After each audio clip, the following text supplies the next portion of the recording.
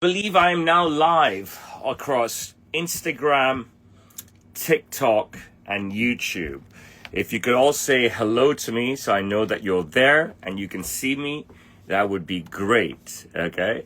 I've got an amazing moderator on Instagram. Her name is Lisa, and she's from Glen Burnie, Maryland, in the United States. And I've got an amazing moderator on TikTok called Danielle, and she is from Montreal, Canada, and we're happy with the comments, but as soon as you guys, anybody spews garbage, they will block you. And you're going to miss out on a great show. And this is episode 23. Wow, who knew that we would make it here? Lisa, you can start blocking people immediately, because this guy's just, using foul language and stuff and spamming.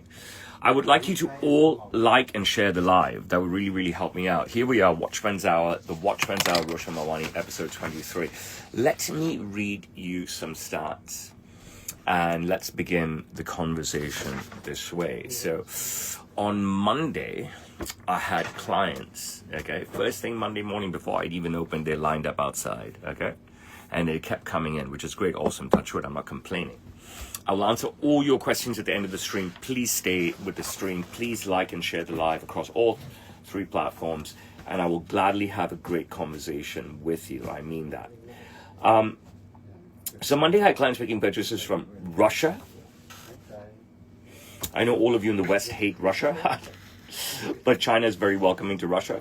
So you can keep the hate going. I had clients from Russia, multiple clients from the United States, multiple clients from England, client from Singapore, client from the Philippines, multiple clients from Australia, client from Germany, Costa Rica, Guangzhou, Egypt, and Denmark. Let me repeat that, okay? All right. On Monday, clients were bursting through, and they were from Russia, multiple from the United States, multiple from England, Singapore, Philippines, multiple from Australia, Germany, Costa Rica, Guangzhou, Egypt, and Denmark. And these are all clients making purchases, okay? Making purchases and stuff. Not fucking coming in to come and look at my pretty hair and so forth. On Tuesday, I had new clients purchasing from Hong Kong, Dubai, multiple ones from the United States, multiple ones from England, and a client from Sweden.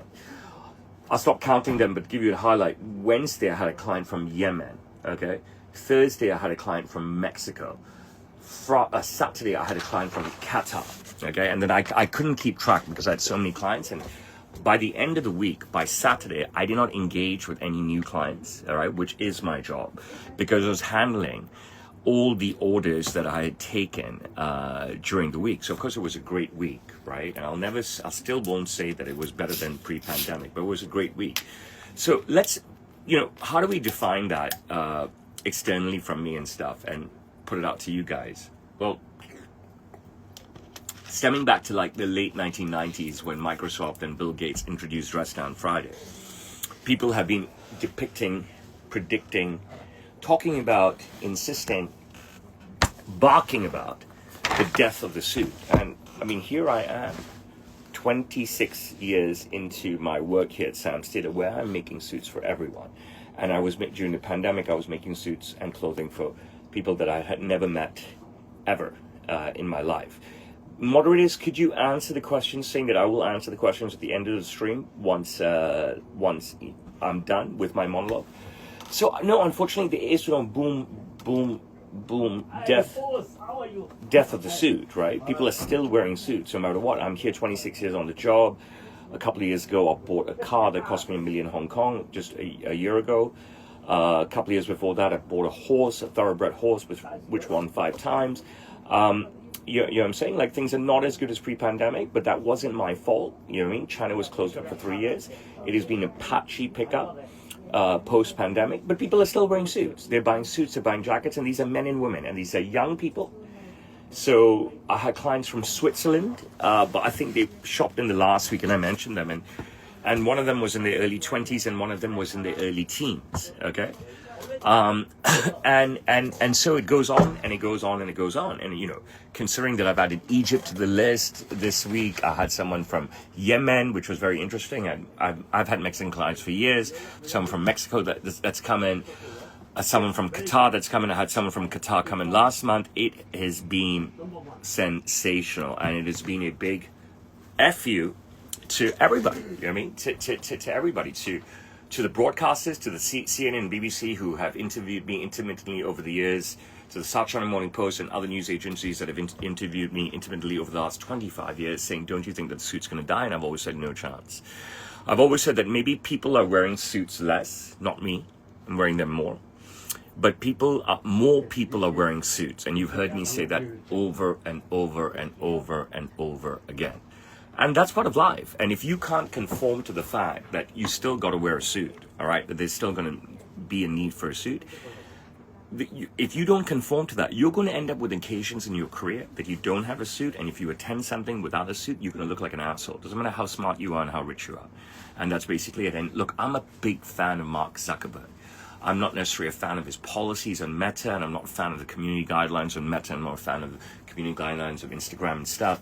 I don't understand how they operate. I don't understand how they can't see parody. I don't understand how they allow Jimmy Kimmel, Jimmy Fallon, Al to operate in their country on national TV, free-to-air TV and stuff. But they hamper so many of my videos and have, banned me so many times when I'm doing parodies as well. I genuinely believe it's a China thing, you know what I mean? And it's the same with TikTok, which is, the American version that I use here. I think it's complete anti-China rhetoric always. But the suits are here to stay. And, speaking of Jimmy Kimmel, speaking of Jimmy Fallon and all, forget Seth Meyers. Aren't they wearing a suit when they're presenting? Isn't everyone in the White House wearing a suit? Goodness me, don't you see President Trump, Sir Keir Starmer, every leader across the world except for President Zelensky wearing a suit? I'm sorry, the suit is here to stay. Okay? So all you naysayers about the death of a suit and, a suit not being essential and stuff, I mean, you're wasting your time, right? You're wasting your time barking nonsense. You know what I mean? Utter nonsense. All the time, nonsense.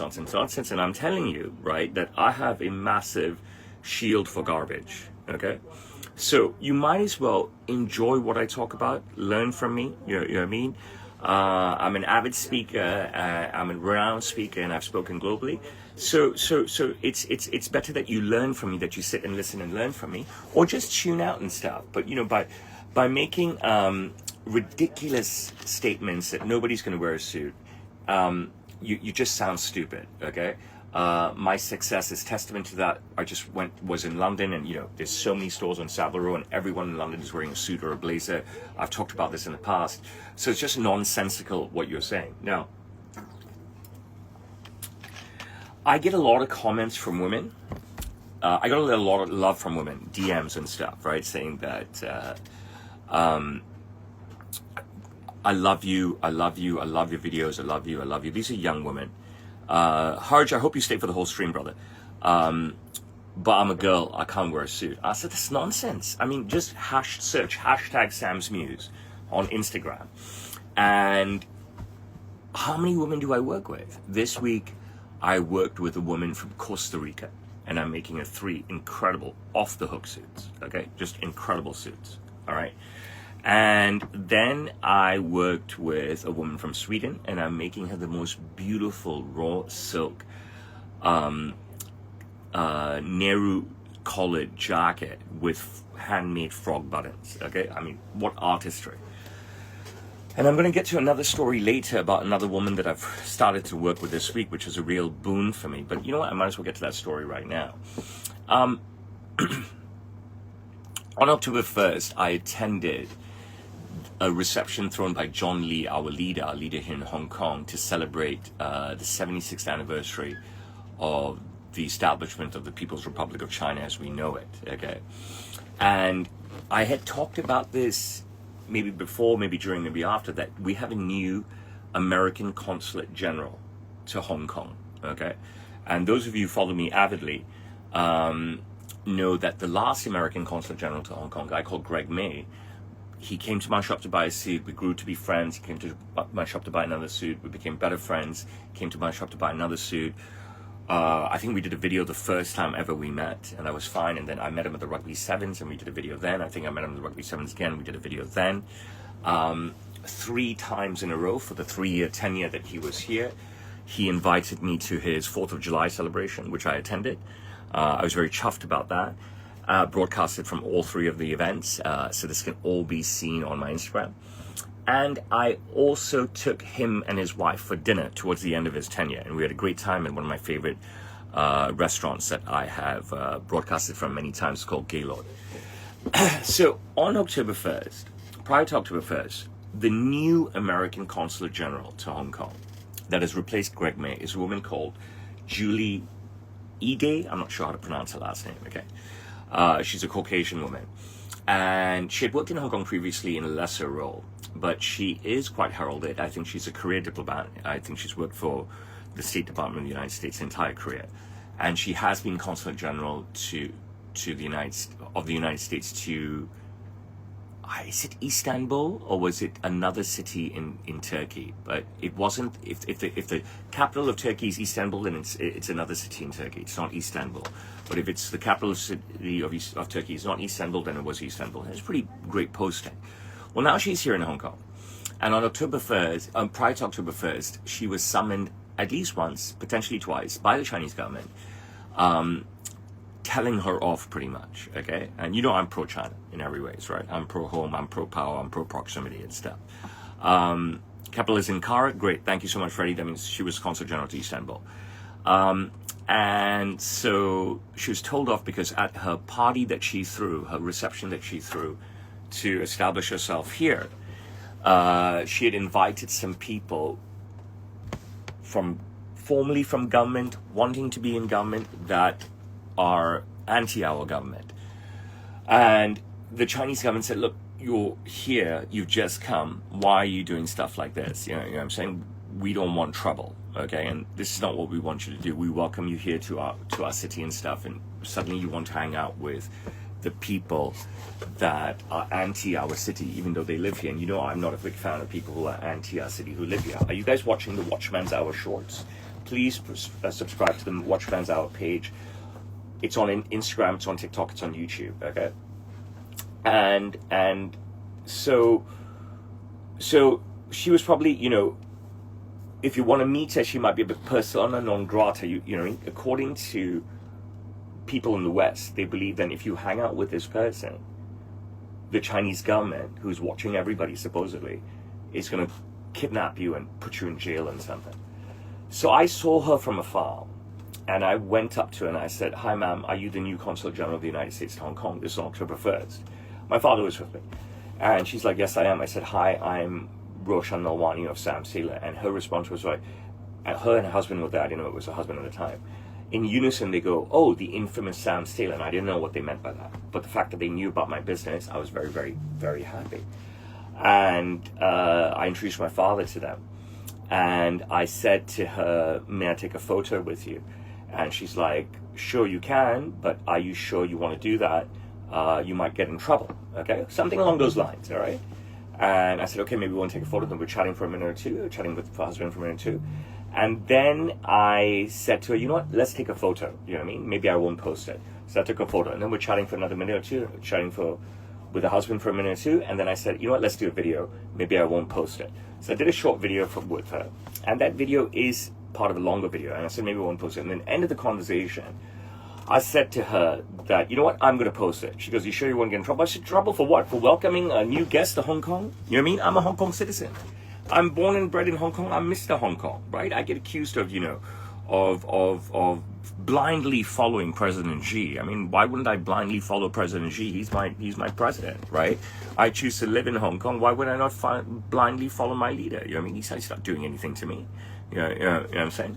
My government's not doing anything to me. My government's allowing me to work freely. The only time my government didn't allow me to work freely is during the pandemic, and then I got destroyed, right? But I didn't move. I ate the pain. I lost 20 years worth of savings to keep my business going, and I ate the pain, and then I'm here. Okay, so pretty much I had a great chat with her, and it was nothing more than piercing the surface. And my father goes to her husband, "Can I have your mobile number?" And husband, in unison, her husband looked hurt, and then I sort of like didn't touch my dad, but I sort of just motioned to him, "Go away." So me and my dad are walking back to work, and he's telling me, "You stupid, you should have gotten the number this." I said, "Papa, I can't ask for someone's mobile number, okay?" And so forth. And I said, "Papa, you should have told me to hand out my business card to them." For some reason, I had forgotten to, all right? I was so enamored with meeting her. And he's telling me you're stupid and I would have done it this way, this, that. And I said, you know what, let me fucking make it happen my way. And I'll make it happen my way. And I'm going to tell you how I made it happen. But lo and behold, this week I have worked with her and her husband. And I'm making them both clothes. And she is a woman. And I'm just going to hold off the details at the bottom. So no doxing. But you can see the emblem in the United States. And you can see her name. And you can see her title. See the emblem in the United States, you can see a name, you can see a title. You can see the emblem in the United States, you can see a name, you can see a title. And what does the actual business card say? Well, it says, Consulate General of the United States of America, Hong Kong and Macau, Julie Ide, Consul General, okay? And it's got the USA, whatever, I don't know if that's the State Department emblem or whatever it may be. But hey, another coup for me, right? And look, let's just put it this way, right? As I've said so many times over and over, right? She could have gone, if she wanted a tailor, if they both wanted a tailor, they could have gone to any tailor, okay? If I'm really such a bad guy, right, then why would they come to me? They've just moved to Hong Kong. There's a ton of tailors here, okay? She's obviously the Consulate General of the United States to Hong Kong. So she's worked for a very long time to attain this position. He's also a career diplomat, her husband, okay? So obviously they have disposable income. Obviously they can purchase stuff anywhere, right? Yet they still chose to come to me, all right? So you have to understand that, you know, I'm talking to everybody here, the people in Hong Kong, the friends that I've shared, the people globally, the naysayers, and so forth. I'm like, look, you can paint whatever picture you want of me. I'm talking about the school that my kids go to, you know what I'm saying? You know what I mean? They're all not a big fan of me either, all right? Yeah, and I just want to make that point, screen record it and pump it out that the school that I went to, which my children go to, are not a big fan of me under this current regiment, okay, under this current regiment, which is new. But the bottom line is that I will tell you, right, that those of you, and I'm talking about everybody out there, I'm talking about globally, I'm talking about friends that I've shared, I'm talking about community, I'm talking about Hong Kongers and stuff. If you really think, okay, that you're going to buy in to the touching videos and the young Chinese boy and the hanger stuff, right? And say that you're going to judge me based on that, right? And you're going to ignore all my other content and all my relevant work and all my real live clients, okay? You're going to position yourself there, right? Then you are bloody stupid, okay? You are so stupid that it is just incredible. I've never met any people this stupid in my life. So what I tell you, what I've been telling you forever is that people come to me not because I worked with President Clinton, and not because I worked with President Bush, and not because I worked with President Bush Jr., and not because I worked with Russell Crowe, and not because I worked with Alan Shearer, not because I worked with Les Ferdinand, not because I worked with Imagine Dragons, and not because I worked with Kevin Spacey, and not because I worked with Sigourney Weaver. Should I stop now? Should I stop now? Okay? People come to me, okay? These people from this week, Russia, USA, England, Singapore, Philippines, Australia, Germany, Costa Rica, Guangzhou, Egypt, Denmark, Dubai, Sweden, Yemen, Mexico, goodness me. They come to me because I make great suits, okay? All right? And that's the bottom line, right? You can say to yourself, oh, I'm put off by the guy. Put off for what? Put off for what? I'm a wholesome guy. I'm a God-loving guy. I'm a government-serving guy. And I love my children, okay? Okay? And that's basically it. And I lay myself bare to you guys. And then if you ask me, why did you do some of these young Chinese boys videos, and why do you do? And I'll tell you, right? It's very simple. I'm a fucking genius, all right? I used an extremely funny way, okay? An extremely original way, all right? To hook young people globally. I'm talking about the globe. Because of, you know, all the parody videos they did. And introduced, not reintroduced, introduced an entire genre, an entire generation of youngsters to the suit and what the suit is. And that's pretty much it. Now, they may not buy a suit from me now when they're 13, 14, 15, 16, 17. Although, as you can see from my videos, people are buying suits from me all time, every day when they're 13, 14, 15, 16, 17. Okay? But I've inserted myself into the minds of everyone. And I've said countless of times, wherever you are in the world, if someone asks you about a tailor, you'll think of me first. You may hate me. You may not recommend me, but you will think of me. But these youngsters will grow up thinking of me, okay? And these youngsters will come and buy a suit from me. And that's the truth. And that's the truth. So what I have done, I should be given an award for. You know what I mean?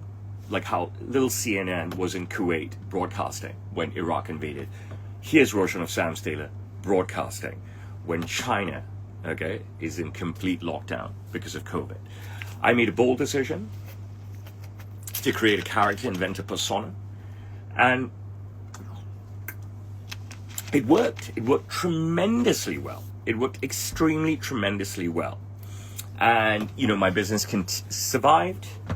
And now I'm hoping that it will continue to thrive and I can make back the losses that I did. Keep building my business.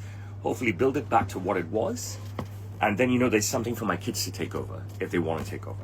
So, my message to all of you is watch my content, learn from my content, laugh at my content, okay?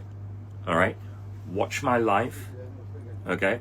I'm so open. See how I live life. You may not approve of it, okay? See how I am with my children. You may not approve of it, but at least see how I am. Many of you won't have kids. Many of you have young kids and stuff. See how I am as a father. See how I am as a businessman. And see the knack that I have of getting famous people, whether they're in politics, performing arts like music and TV and movies, or athletes, always into my store, okay? I say to myself that in addition to the virtual tailor, I am the suit whisperer, but I'm also the celebrity tailor and the TikTok tailor, okay? And that's me, okay? Not this week, but the week before and the week before that, I did a bunch of live streams again, right? Which I hadn't done for a long time, live stream with clients and stuff. Because I knew I was having slow mornings. But I'm still talking to clients on video, just like I was doing before COVID struck, when I was talking to clients on video privately. And just to give you an insight, in the last couple of days, I started work for a client in Ireland, okay? And he's paid me for a two-piece suit, $14,000 Hong Kong, okay? You're always asking about prices, gives you an idea. I've worked with a client in New York City, and I've made him a suit for 7,500 Hong Kong. And these are spectacular suits in beautiful brands, all right? And then I've worked with a client in the United Kingdom who saw my new Diwali suit. And I've made him with the same fabric, but a different style, different lining, right? His new suit. He's a doctor in the United Kingdom. Okay, is somebody there? Okay, so, he saw I've done it again. My staff tell me always, boss, every time you make a new suit, at least one person will ask for the new suit, okay? I've then worked with a woman in Australia to make her a new jacket. And then I've worked with a man who I think is in Ohio, United States, or there or thereabouts, to make a new jacket. And I've worked with a guy who lives in Los Angeles to make him two suits and a coat. So I think that was my week of video calls. No, there is definitely more. I'm missing out on one order. It's a guy, I'm not sure, I think he's on the west coast of the United States. I'm making him a gorgeous red velvet jacket and burgundy trousers. So the video work is still alive, right? I just may not be live streaming it, right? But I'm doing it. I can't live stream because my clients outside and my staff are taking care of my clients and stuff. So I have two girls in here, two staff members in here, and one will hold the camera and one will make my notes and cut fabrics, but I can't I can't be live streaming outside with 2, 3, 4 people holding cameras and 2, 3 people making notes and stuff. So I'm doing what I've always said that I've been doing, but in my office. I'm doing what I've always said that I've been doing since Skype came out, which I think is 2003, 2004.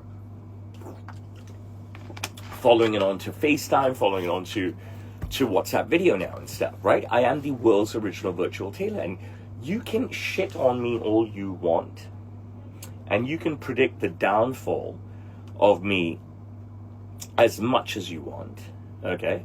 But the bottom line is this, right? I'm thriving, not just surviving.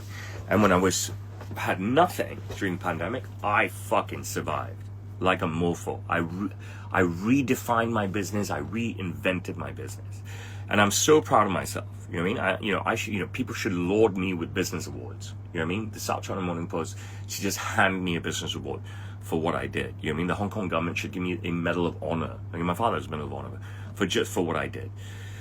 So that's me. That's me. And so, sticks and stones also will not break my bones, because I'm a very tough guy. Okay. And words hurt and stuff, but I'll deal with it. But I'm never going to conform, and I'm never going to give in to the overwhelming amount of hate, the overwhelming amount of advice, which have negative connotations, the package hate. That's just not me, you know what I mean? I'll walk the streets and everyone wants to take a selfie with me. It's part of life, you know what I'm saying? So I got to do what I got to do. I'm not going to sit and follow somebody. I'm not going to listen to my dad. I'm going to listen to my wife. I'm going to listen to my fucking best friend and have them tell me what I should do for my business when they're not even fucking working in my business and when they're not even fucking helping me with my business. Okay? You understand what I'm saying? How can you follow advice from someone who's not working for you, working with you, working over you? You know what I mean? Doesn't matter how close they are. You know what I mean? I mean, they're fucking stupid. Look, I made some notes last week, but I just talked all about China last week. And I wanted to talk a bit about Rian first. Now, all my papers are in a bit of a fuck up. Now, look, someone said, are you reading notes and stuff? And I was like, no, they're just bits and bobs of stuff that I jotted down. But this is from last week. But I want to talk about my son. And then I want to talk about my daughter. And then I want to talk about my children.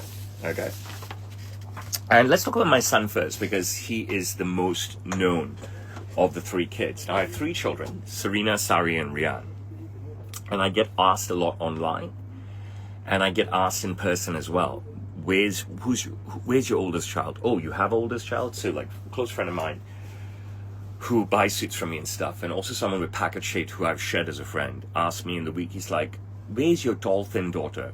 You know what I mean? This is how he talks. He goes, I see the chubby one all the time. I see your son all the time. Where's your tall, thin daughter? Is she here? I said, she's here. He goes, how come I don't see her? I said, because she's social media shy, or she doesn't like social media, or she doesn't want to be on social media. That's it. You know what I mean? Everybody is different. Everybody's different. And so forth. But let's talk about Rian, okay? So I've talked about this often, and I'll just give you a recap that Rian spent 2 days with me at Christmas, 1 day at Chinese New Year, 11 days at Easter, 11 days at summer here in the shop, and then a bunch of days in London working with me, right? The evolution of Rian is incredible, okay? And I cannot be more proud of my son. I mean, the guy is brilliant. We all know he's a cricket star. This season, he's added soccer to his repertoire. He's a great swimmer because of me, right? He's a great all-round kid. He's a very confident kid in school. He's a very popular kid in school. And that's twofold, because I taught him how to be confident. I taught him how to be brave. I taught him how to be aggressive. And, of course, everyone knows who his dad is, right? You know what I'm saying? Fuck with a kid whose father is me, right? But the evolution of him is just iconic, and he spent another 3.5 days working with me here over the Mid-Autumn Festival break, all right? The video of the last day, which was this last Monday, is just superb. He surprises me, okay? Me even. It's insane. And the boy is a suit horse. And I could see this, and I promise you this. He's a suit horse, all right? And it's a beautiful thing. Let me try and explain it to you, okay? First, I give you the present, and then I try and work backwards, okay? This boy loves his suits, and he is greedy in a good way for more and more suits. I've resisted saying this to anybody. This is the first time I'm saying this. I haven't said this to him. I haven't said this to his mother.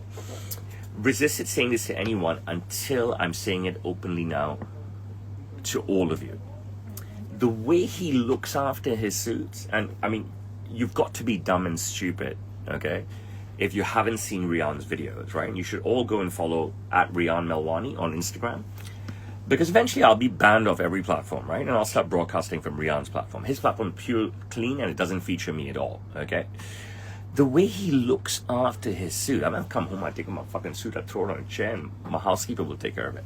The way he looks after his suits, his shirts, and his shoes, his dress shoes, they're all Cole Haans, right? Is just incredible. And now his watches, I bought him 2 Walla watches, okay? One is a complete one-of-one. It's a mini version of one of my watches, not this one. And the other one is another one from their website and stuff. And I know the owner, and so he hand delivers to me and stuff, and I pay him by credit card through PayPal. And so now I've added these 2 watches to his repertoire as well, and he takes such great care of his watches also, meticulously. Obviously, he's always had the best Nikes. I bought him a couple of Armani sneakers in London and stuff, but let's move away stuff that's not Sam's related, all right? But the guy, though, he cleans and packs and puts away his suits, his shirts, his watches, his dress shoes for work, anything related to Sam's Tailor. He takes so fucking seriously, and he's 13 years old, and he hasn't been taught to do these things. And it's just remarkable, okay? It's just remarkable. And anything I buy him, so like the jeans that I buy him, like the jeans I bought him in London, you know, Armani jeans, jeans from Frey, jeans from Seven and stuff, and the tops that I buy him, he takes such great care of them, okay? Because they're all branded stuff. And, you know, having a son like him is such a treat. And being able to share him growing up with you guys, I really hope you appreciate it. You know what I mean? Like, and don't say thanks to me. I say thanks to you. And I mean that. I hope you appreciate that I share my son's entire evolution with you. It's there from day one, go back to Facebook, okay? I hope you appreciate that. But I am not asking for thanks, okay? I'm saying to you that I hope you appreciate that I am bold enough, willing enough, while still being wary of sharing my son's entire development with you guys. And you can see his entire journey, and it's so super wholesome, so super cute, so super genuine, so super innocent, okay? And I don't know if there's anything else out there. I mean, there's the Kardashians, obviously, but that's a bit more wilder. And I love the Kardashians. I love them because they're so fucking brave. And so forth. And you know what I mean? I'm not asking for thanks, but go ahead and appreciate what I do, and go ahead and appreciate Rian. And all of you, he doesn't post often, but see what he posts and see the innocence and see his evolution between videos. So he's at Rian Melwani on Sam's Tailor, on Instagram. And I encourage you to go and follow him. And I'm telling you again, I will say it again and again, being able to share him growing up with the world is a very special thing for me, okay? So whilst I want you to appreciate me, but not thank me, I also want to tell you thank you for those who do watch him. I'm grateful to you guys. All the adults that are watching may or may not appreciate what I'm saying. It doesn't matter to me. How you want to look after your children is how you want to look after your children, right? I'm not judging you, right? This was a long, slow decision for me whether I want to open up an Instagram account for Rian. And I asked him multiple times. I never pushed him. I asked him about 6 times over 6 months this year. And when he was ready, he was ready. And he's not keen on sitting down every day and posting stuff. And if he was, we'd be posting stuff every day. We posted something for the first few days, whatever he decided. Now he's not so excited anymore. He's a kid, right? But it's there. And it will become huge. I guarantee you that. So whilst there's not much stuff to scroll back on right now, maybe about 50 posts, go ahead and watch your 50 posts. What are they going to take you? 50 minutes at the most? And you're going to be in chuckles. I guarantee you that, okay? I guarantee you that, okay? I promise you. I am very insistent that my children look absolutely brilliant, okay? A long time ago, and I've said this, like if the children came down and they're passing by the shop to go on, they're wearing slippers or what the fuck you guys call them, flip-flops, right? And shorts and a jersey or something, or a t-shirt. I'm like, listen. I stopped the housekeeper. I said, my children cannot leave the house like this. Again, screen record it, send it everywhere with your hate, okay? Screen record it, send it everywhere with your hate. When my father looks at me and I'm making another suit, all right? I have a lot of suits, but that doesn't mean I'm making a suit every day or even making a suit every month. I make less than 6 suits a year, but I wear suits 6 days a week. He always has a dirty look, except for the gifts that he gives me, which I've stopped recently. I say to the staff around, right, that he can say whatever he wants, but ultimately I'm on people's screens every day, and I'm meeting people every day, every single day, right? I need to keep my suit wardrobe up. All right? I need to keep my suit wardrobe up. And there's no drip like Rihanna's. I mean, you forget about my drip. Rihanna's drip is huge. So I told my housekeepers a long time ago, look, kids are going out, even they're going out for 5 minutes, you got to dress them up. Okay, they can't look like they're in their fucking pajamas. All right, my kids are not walking around town looking like they're in their pajamas or sportswear unless they're actually going to play a sport. Okay, that's not me. Okay, and that's not what I want for my children. When they grow up, they can do whatever they want. They want to go out looking like assholes, wearing shorts and flip flops and whatever. That's their prerogative. But whilst they're kids, my prerogative as a father, my choice as a dad, is to teach my kids to dress well, how to dress. Okay, why are we dressing this way? What's the reason? What's the point? I can go through all of those, and I will soon, maybe. But understand that before you bark at me, saying that you should just let kids be, okay? I have made a career. I have made a career in adults coming to me day after day from around the globe saying, sir, boy, man, mister, hello, Roshan, I'm clueless about what I should wear and when, and I need your help, okay? These are people in their late teens, throughout their 20s, 30s, 40s, 50s, 60s, 70s, okay? And I started working 26 years ago as a 23-year-old, and everybody has asked me, I'm absolutely clueless as to how I should dress, okay? And that's why I'm successful as well. I've said that to you guys so many times, you know, like Neo in the Matrix, I just see it all. That's why people trust me implicitly. And I've said to you always, forget the videos, forget the crazy video, forget everything. I'm nothing without my clients because I don't sell a product that you can see. I create a product based on a conversation that we've had. And the end game is bringing my client's vision to life. And that's why my clients love me. That's why my clients keep coming back. That's why my clients pay me the big bucks. And that's why I get new clients at my door every day. Okay? So if my clients are coming to me throughout my career, okay, showing up at my door day after day after day, okay, telling me that they have no dress sense or they're not sure that whatever, why would I not teach my kids at a young age how to dress well? Why would I not give them that injection to keep them always ahead of the curve? And if my business is thriving, why wouldn't I want them to learn about dressing? I mean, think about it. People criticize me because my kids are all done up. You know, Saria, she takes her hair and makeup and her outfit so serious and is so independent, and I love it, okay? So her mum is always obviously a makeup artist, right? She's got this beautiful, large, rectangular mirror that she uses. It's like old school, right? Like a Marilyn Monroe mirror. And it's got these boom, boom, boom, boom, old school light bulbs all around it, okay? People my age and older can imagine what this is. People younger, there's no hope for you, I promise you. I mean, you're so hate-filled, it's ridiculous, okay? And it is such a joy to watch Saria doing herself up. And of course, she has the luxury of every designer bag there is. Why? How long have I been married, right? 19 years? How many bags do you think my wife has from every brand, okay? So, obviously I have 2 daughters. So obviously when they started going out and stuff, yeah, I bought them a bag from Diesel, I bought them bags from Marc Jacobs. Initially, I bought them bags from Balmain. All decent brands. Maybe I bought them bags from Coach. But then I told my wife, I said, baby, you have so many fucking bags, you know what I mean? From the biggest brands of all, right? Why don't you let the girls use it? She's like, why? I'm like, why? Because they're your fucking daughters. One, they're your daughters. Why wouldn't you let your daughters use them? Two, you have a ton of bags that we've accumulated over 19 years, right?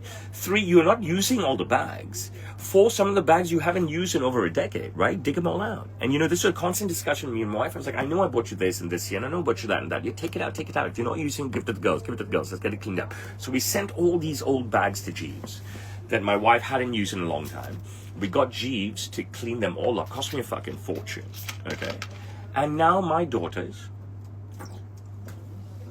when they go out, have a pick of gorgeous designer vintage bags. I tell my wife, you don't need to let them use the old bags, the new bags, but use the old bags. That you don't let them use the old bags they're not using. I mean, the Dior saddlebags that I bought my wife. I mean, they're fucking vintage. One is from 2006. One is from 2005. One is from 2006. One is from when I got engaged. One is from when I got married. I think it was that. Or one is from 2000. Or both are from 2005. I don't remember. Something like that. Okay. So my daughters, they walk out head to toe in branded stuff, amazing makeup, absolutely the best. So does my son. I've told you before, right? I'll say it again, that you bring children into this world, you have a responsibility to them. Otherwise, don't bring them into this world, okay? And stuff. And don't judge me on how I teach my children to dress. I have every right to teach my kids what I want to teach my children. And I want my children to look great, okay? Because they're not only a representation of me, they're not only a representation of my business, which is globally famous. They're not only a representation of my family, which is a long, storied, gloried heritage and legacy here in Hong Kong. They're a representation of themselves, because everybody knows them, because everybody knows they're Roshan and Saloni's children, okay? Whether they know them as Roshan's kids, Sam's Taylor kids, Saloni's kids, whatever it is. My wife has done a ton of community work, okay? Once the kids were past being toddlers and stuff, okay? So she's very well known in the community. Of course, she's born and raised in Hong Kong as well. So they're a great representation of themselves. And this is armory as well as education, okay? This is armory as well as education. You educate them how to dress, how to look after themselves, okay? You give them armory so that they look good, but you educate them even more, because then the haters and the naysayers will say, why are these kids dressed up, this, that, that, that. They will learn to deal with it young and swat it away, okay? And Tucker, Chris, you there, buddy? If you're there, give me a hi. My cousin in Dallas. They will learn to swat it away, okay? We teach them class.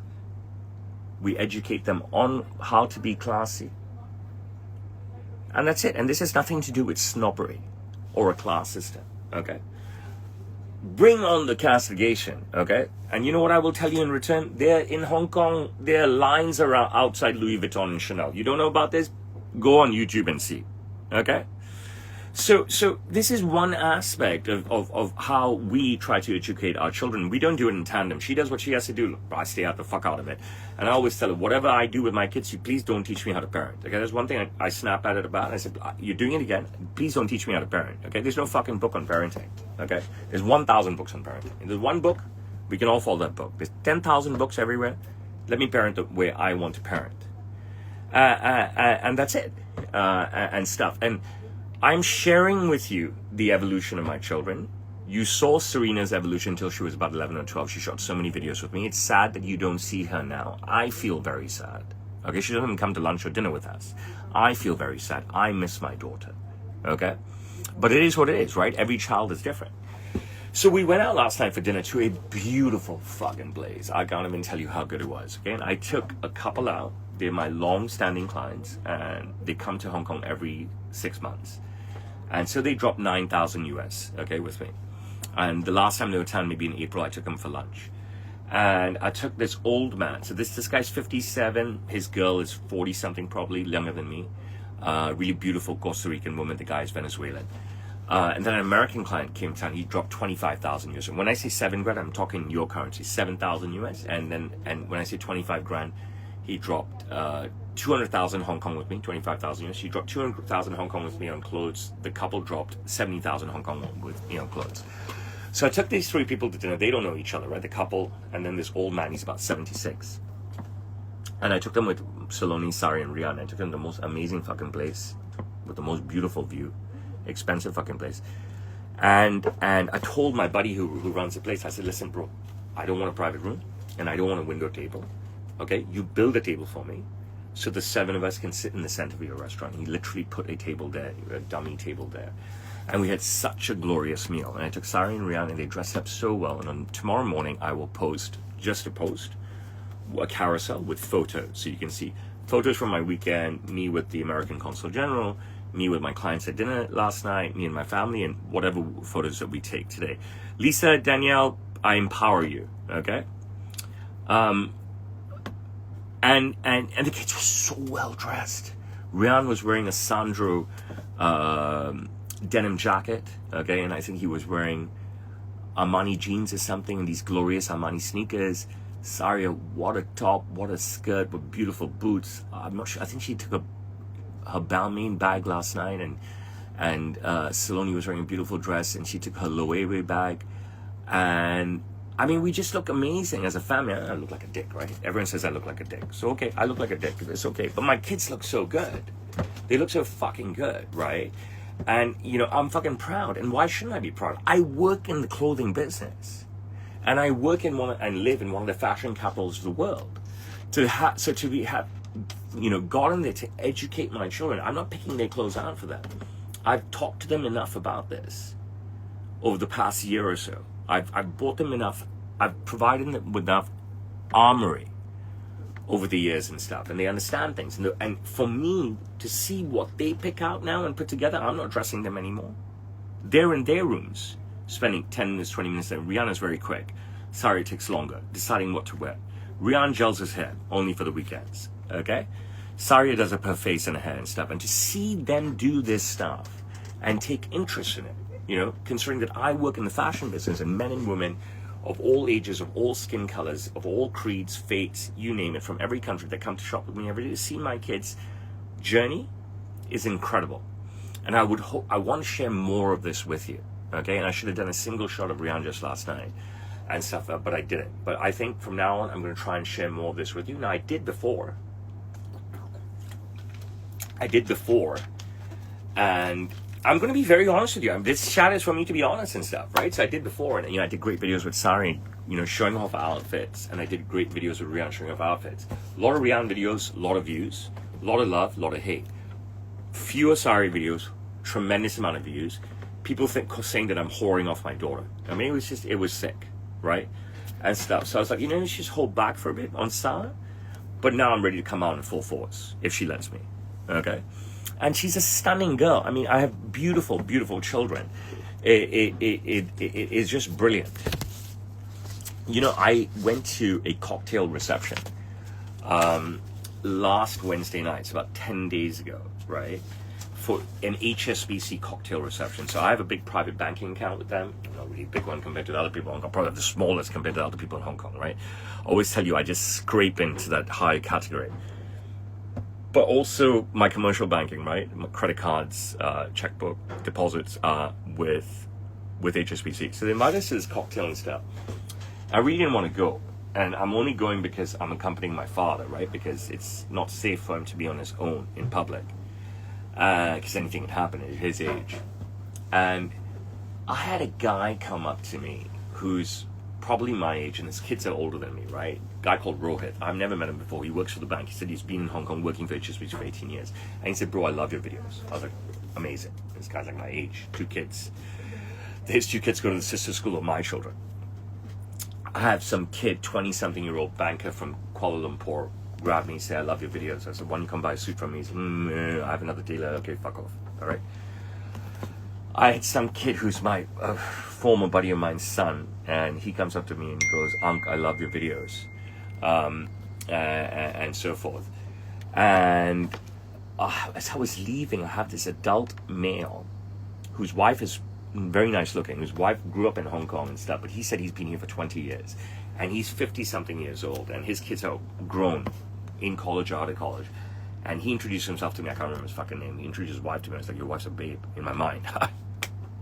The way she looked at me as though either I'm a freak, pedophile, crazy motherfucker, whatever the fuck it is, or in awe. Hey, that's that famous guy. I mean, she gave me the look and stuff. It wasn't a pretty look, and he was like, I love your videos and stuff, this, that. Now I really want to sit and chat with him. My dad was already elevated to go, but this was a nice guy that I really want to chat with and stuff. So that was very, very interesting for me. And, it goes back to saying that, they could all four be lying, and the other 1,000 people in the room could all hate me. But nobody said anything to me, right? Nobody ever comes up to me and says, hey, I hate you and I hate your videos and so forth. And the packaged hate people in my life, I've already shed. And so forth. I don't know if we touched on Kevin Spacey. I told you the whole Kevin Spacey story last week, which was a brilliant story. And this week I tried at the start of the week to keep an eye on which videos crossed 1 million. I saw many hitting the 0.800,000 mark and the 0.900,000 mark, and I've been so busy this week with clients that I didn't really log any of that week, so I don't have anything to tell you on that. I want to say a couple of other things, all right? I'll talk about the United States, maybe I won't bother talking about them today. There was one thing that I wanted to say. Yeah. I want to remind you that this past summer, when I was in London, and last year, did I talk about this last week? And the year before when I was in Dallas, right? I have set up satellite ateliers there, okay? So if you live in London, and if you live in Dallas, and let me reiterate this. This summer, 2025, and last summer, 2024. This summer, 2025, I went to London. Last summer, 2024, I went to Dallas, okay? And I've set up satellite offices in these two cities, okay? These offices are running their own tailoring business, okay? And they're running their own successful tailoring business, all right? But they are willing to service you and provide you with all my signature details and gift wrap you in my 4D fit if you are not comfortable sending your measurements through me, through the measurement shot on my website, like everybody does all day, every day from around the world, and working with me virtually, okay? So there's an option for you if you live in Dallas, and there's an option for you to live in London to meet with one of my very dear friends that I trust wholeheartedly and purchase an incredible suit from them, okay? If you want that to happen, you need to email me, and I will connect you with them. And remember, we have a no browsing policy, okay? That may not go down with you, especially Westerners. We tell people as well, when they come to the shop, you want to buy something? No, just looking, please get out. Okay, the shop is too busy. We need to take off our clients, okay? Okay, we're not a museum. Come look at the wall, see all the photos of the presidents and the movie stars and all that stuff. Not interested. That's for our clients, okay? All right? There's limited space. We live in Hong Kong, okay? So, if you're in Dallas, if you're in London, and you're serious about buying a suit, and the suit starts at 1,000 sterling, right? I can set up appointments with you, but you need to go there with 1,000 sterling ready to buy. Otherwise, forget about it, okay? You can, of course, send me your measurements to the measurement chart on my website, and then I can make you something amazing. I'm going to open a shop in Saudi, watch, all right? Watch your space. There's also the option that, which I say all the time, for me to send a representative from Hong Kong to any major city across the United States, Canada, Europe, and Australia. Same thing. You've got to email me. I'll connect you with the rep. The rep will make an appointment with you, okay?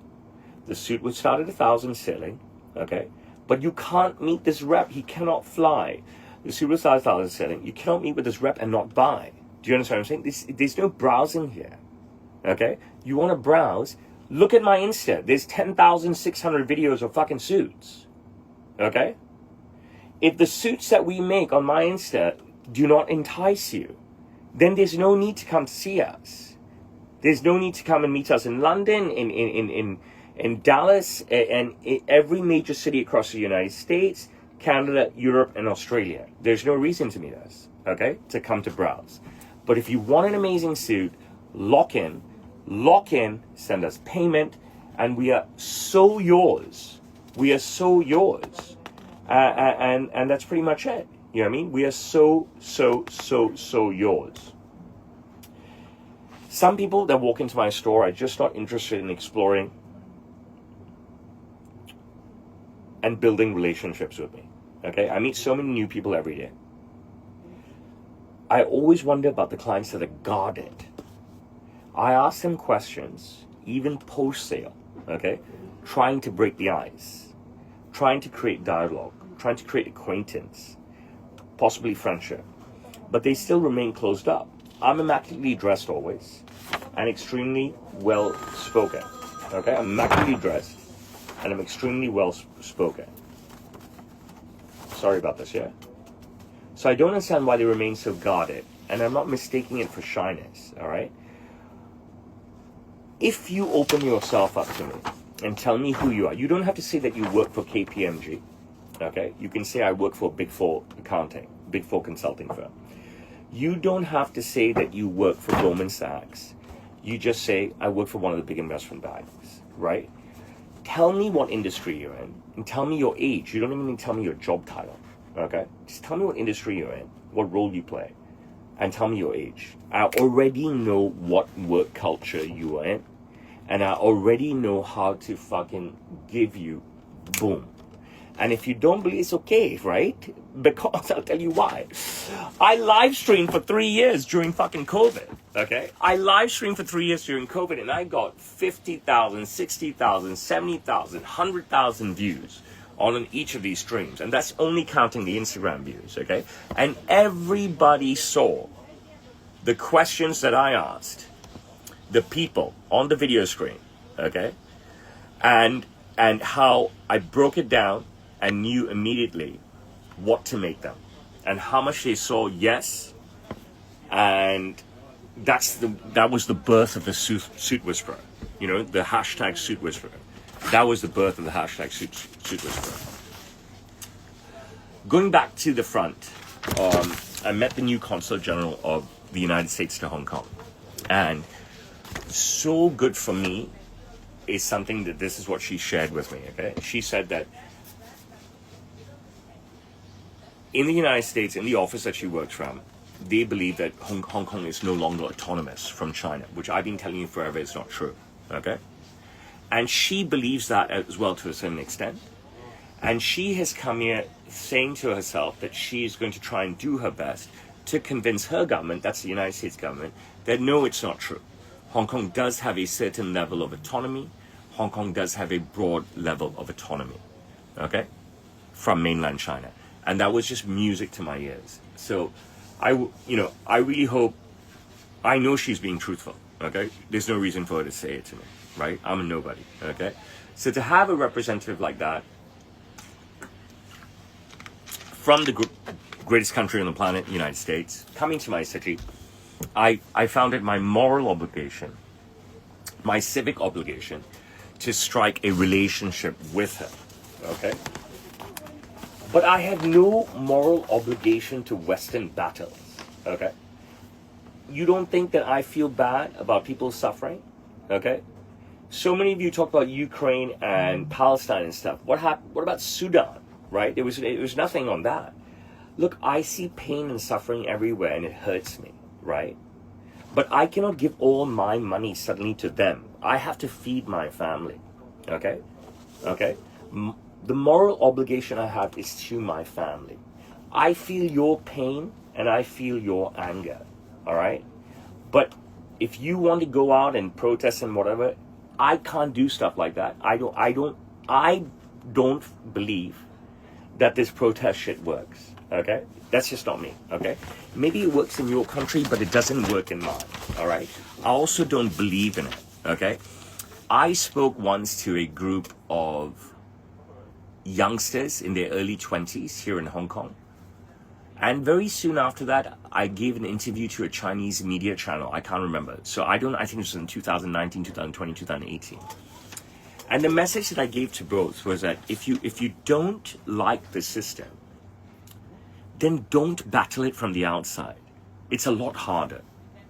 Join the system, work for the system, and try to change it from the inside. And that's the truth. And this is probably JFK said something like this, or someone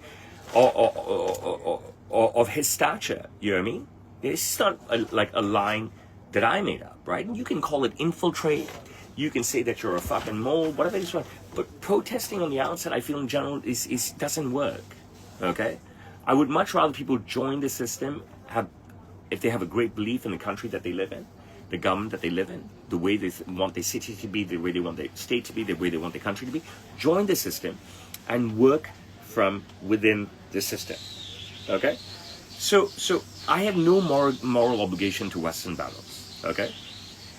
If I don't see to your standpoint, right, it doesn't make me any less of a person. All right? And that's pretty much it. I have a moral obligation only to my family. I brought my family into this world. I need to take care of my father. I need to take care of my uncle. I need to take care of my children. I need to take care of my wife. I need to make sure I have enough money to take care of my father and uncle when they cannot work anymore. I need to make sure that I have money to get my children married, pay for their college education, to set them up. I need money to take care of me and my wife when we retire. I mean, this is huge responsibility for me. And I'm just saying my father and uncle, I got to take care of their wives as well. A lot is on my head.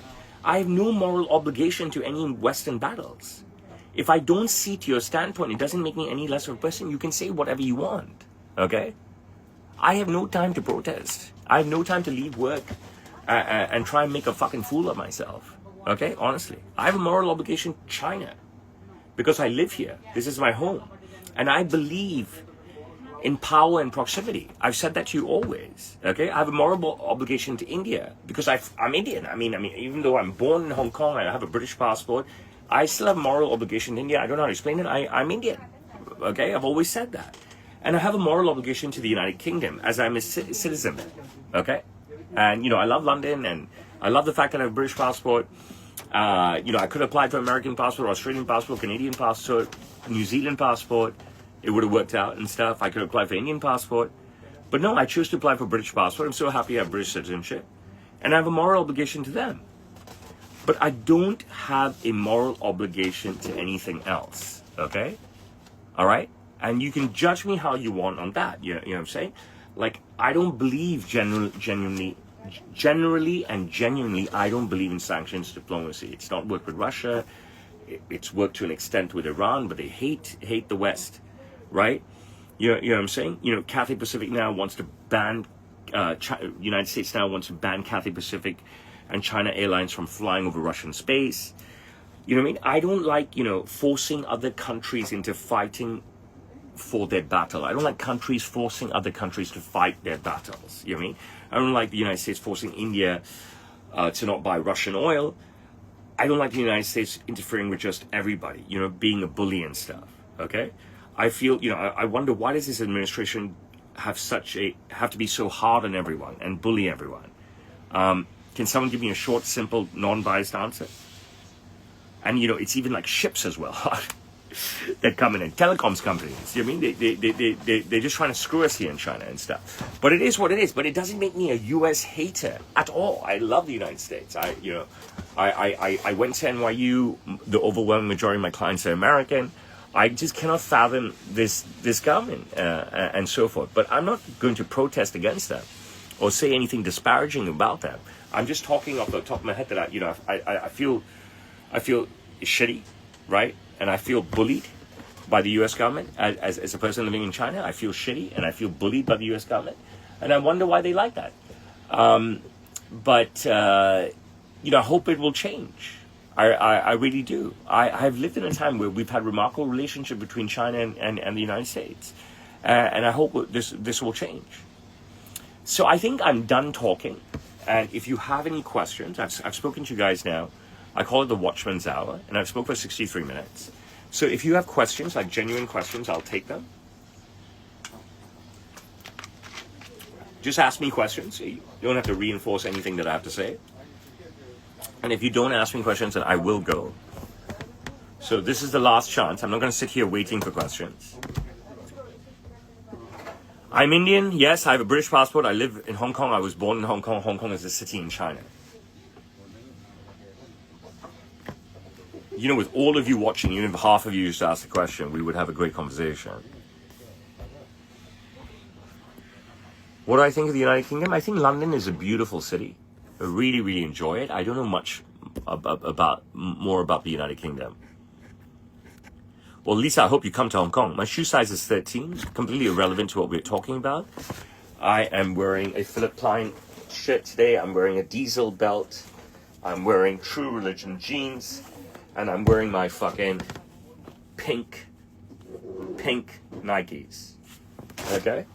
And I'm wearing my glasses from Regards. They're one-of-ones through the new Black Optical. I love the suits that I made for Tom Segura. I love the fact that I'm a friend of Tom Segura. I've never thought about going bald, ever. Oh, you see, London has too many foreigners. I took this couple and my other client out for dinner last night, and we went to one of the most beautiful restaurants in Hong Kong. And if you look around, right, you have every color. You have brown, you have white. There were so many black people. I haven't seen that in Hong Kong, okay, before. All dressed classy. There was only two random white guys in shorts, and I couldn't believe it. They were like dress shorts, and I was like, it's Saturday night. And stuff, but everybody was dressed. I love Hong Kong. I really love Hong Kong. You know what I mean? I love the places that I go. I really love the places that I go. Thank you for the love on my Philippine shirt. If you want me to fly to a city, you have to make arrangements for me. So if it's me personally coming, then you need to send me 2 business class tickets at least. That's me and my wife, and put me up in a Ritz-Carlton suite. And then I'm yours, right? You tell me what work you want me to do and stuff. And if you want the family to come along because you want content with that, then 5 business class seats, or we could do 2 business class seats, convince the kids to sit in premium economy. The kids can share one room, regular room. I need a suite and stuff. But there's no use asking me when I'm going to come. You need to make me come there, right? That's how it works. That's how my trips work. Okay, so let me shut down Instagram first. If you want to ask questions, you can jump onto TikTok and you can jump onto YouTube. I speak English. Here at Sam's Tailor, we can serve you in Cantonese, we can serve you in English, Hindi, Sindhi, Nepali, Tagalog, and Punjabi. I said Putonghua as well? I don't understand. Rulis, you want to pay me 5,000 US to come to Chicago? Okay. So you have to send me 5,000 US now. What would you like me to do there? Why don't you send me an email outlining stuff, right? Or you could just order a suit from me by mail. My TikTok is Sam's Tailor, right? You could just order a suit from me by mail. So, buddy, it's Sunday here, Sunday morning. I'm going to take my kids out for lunch now, right? I'm the watchman here and stuff. The cleaning crew is outside. My dad insists on me being here. I'm not wearing a suit on Sundays. I'm not. My email is, you can find it on the website. There's a contact form there. I appreciate your love for my Philippine t-shirt, Danielle. I think you've seen me wear it before a number of times, right? I can't remember when I bought this. I think I bought it for one of my birthdays a few years ago when I had a big birthday party. I think that was my last big birthday party, my second last big birthday party. I was born and raised in Hong Kong. I don't know what the misdemeanors of the Chinese government are. You know what I mean? I'm living here and I'm very happy. Wear a suit from me, Darcy. I'll make you an amazing suit. Send me your measurements from the measurement chart on my website and I'll make you something amazing. And that's pretty much it.